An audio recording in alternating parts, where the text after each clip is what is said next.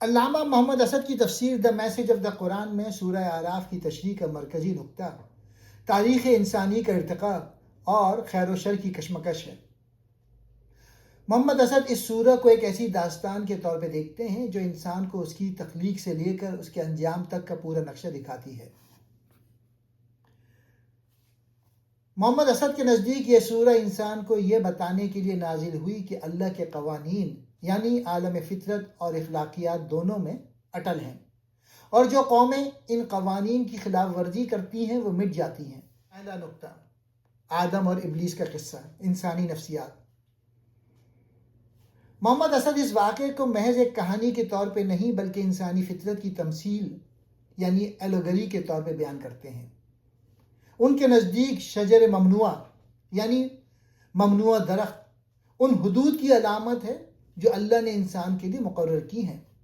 ابلیس وہ وسوسہ ہے جو انسان کو ان حدود کو توڑنے پر اکساتا ہے۔ گناہ کے بعد آدم کا توبہ کرنا یہ ظاہر کرتا ہے کہ انسان کے اندر اپنی غلطی تسلیم کرنے اور اللہ کی طرف لوٹنے کی فطری صلاحیت موجود ہے۔ دوسرا نقطہ، اس سورہ کا نام الاعراف ہے جو جنت اور دوزخ کے درمیان ایک بلند مقام ہے۔ محمد اسد کی رائے، وہ کہتے ہیں کہ یہ وہ لوگ ہیں جو حق اور باطل کو پہچان تو لیتے تھے لیکن عملی طور پہ کسی ایک طرف پوری طرح مائل نہ ہو سکے۔ یہ مقام اس روحانی کشمکش کی علامت ہے جہاں انسان کو اپنے اعمال کے نتائج کا سامنا کرنا پڑتا ہے۔ تیسرا نقطہ، رسولوں کی تاریخ اور قوموں کا زوال۔ اس سورہ میں حضرت نوح، ہود، صالح، لوط، شعیب اور موسیٰ علیہ السلام کے قصے تفصیل سے بیان ہوئے ہیں۔ محمد اسد ان قصوں کو تاریخی فلسفے کے طور پہ پیش کرتے ہیں۔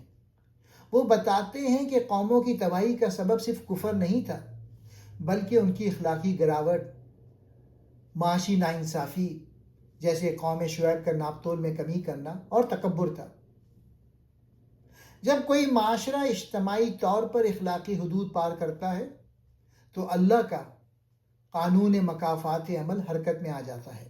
چوتھا نقطہ، اللہ کا میثاق، کووننٹ۔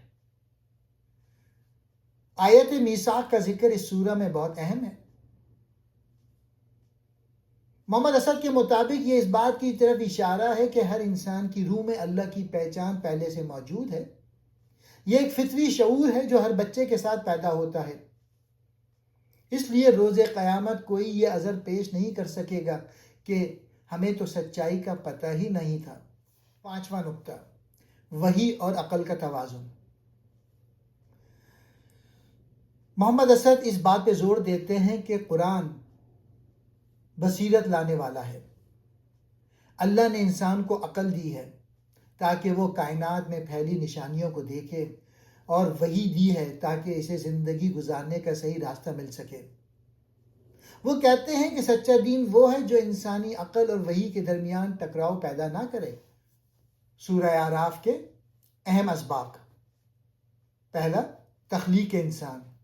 انسان کو انتخاب کی آزادی دی گئی جو اس کی سب سے بڑی آزمائش ہے۔ دوسرا، شیطان کا کردار۔ شیطان باہر کی کوئی مخلوق نہیں بلکہ انسان کے اندر کا وہ تکبر ہے جو اسے حق سے روکتا ہے۔